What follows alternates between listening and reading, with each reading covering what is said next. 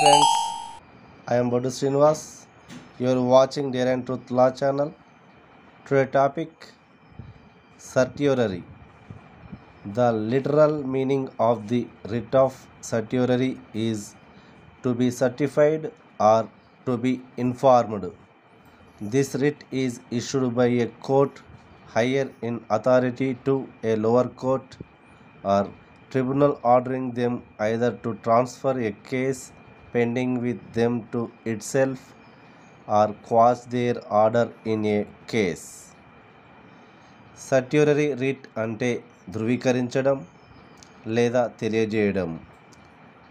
తమ వద్ద పెండింగ్లో ఉన్న కేసును తనకు బదిలీ చేయాలని లేదా ఒక కేసులో తమ ఆర్డర్ను రద్దు చేయాలని ఆదేశిస్తూ దిగువ కోర్టుకు లేదా ట్రిబ్యునల్కు అధికారంలో ఉన్న ఉన్నత న్యాయస్థానం ఈ రిట్ జారీ చేస్తుంది.